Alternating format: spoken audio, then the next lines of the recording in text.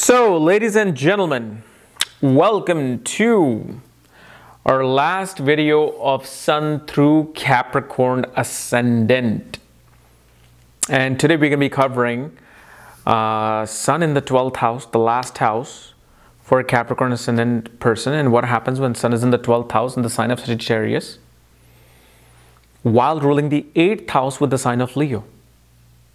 So what happens? And as always, if you do not know, if you have this ascendant, what sign it's in, what nakshatra it's in, all the other astrological details, for that, check out the links here. Check out my full astrological report, including my books, Astrology, Conjunction, Aspects, and Mahadashas of the Speed of Light, including all my consultations at this link. So, Sun in the 12th house in the sign of Sagittarius. Well, as you know, Sun in the 12th house is known as a Marna Karka position for the Sun. This is where Sun goes to die. The king goes to die. Why? Because where is Sun originally exalted? In the first house, right?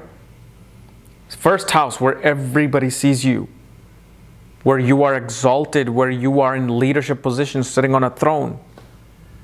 But 12th from that position becomes where the king loses its throne. So 12th from any sign, any house, is a negation of that house, right? It's basic astrology, yet very important. So in 12th house is known as the house of losses, house of expenditures. So here, Sun is being dethroned. It feels like it has no power. It feels like it's not really up to its highest self. Unless, of course, Sun has support of Jupiter in this case. So whenever Sun goes to the 12th house, if it has support of the 12th Lord, then Sun excels. Okay? But what is the positive side of this? Well, what we see here is that a person becomes known as a king in foreign lands.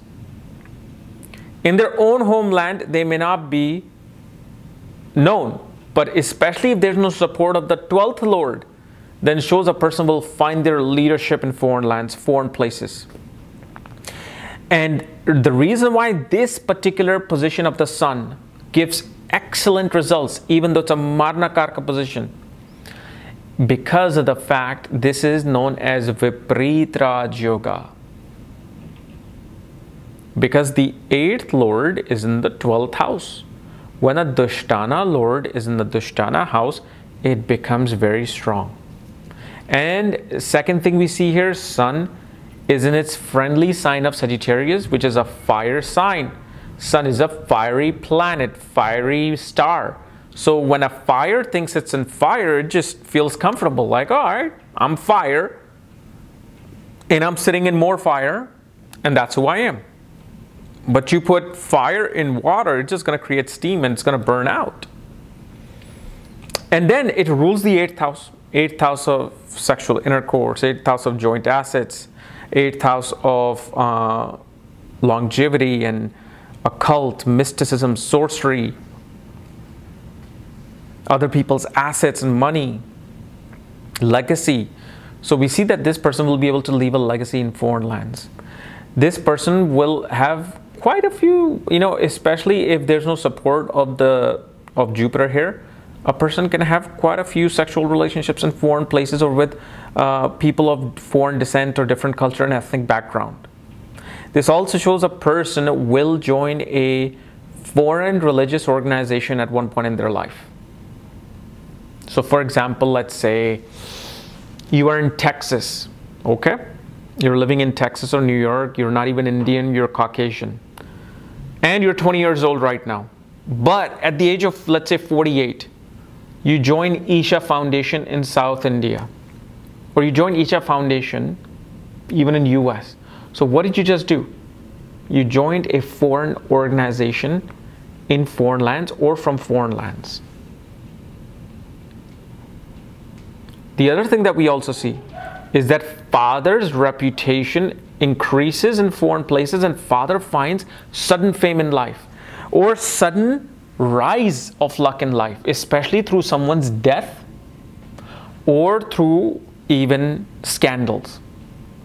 So with this Viparit Raj Yoga, what it does, when 8th Lord goes into the 12th house, it gives rise through either endings, through deaths, joint assets, or some scandal.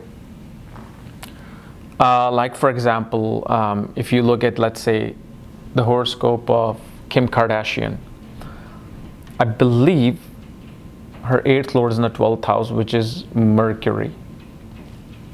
But forget even, because I know there's a discrepancy with her ascendant, but let's just say she became world famous with her sexual scandal, her sex tape with, forgot that guy's name, came out, and after that everybody wanted to know who's Kim Kardashian, and then she just built an empire from that one small incident.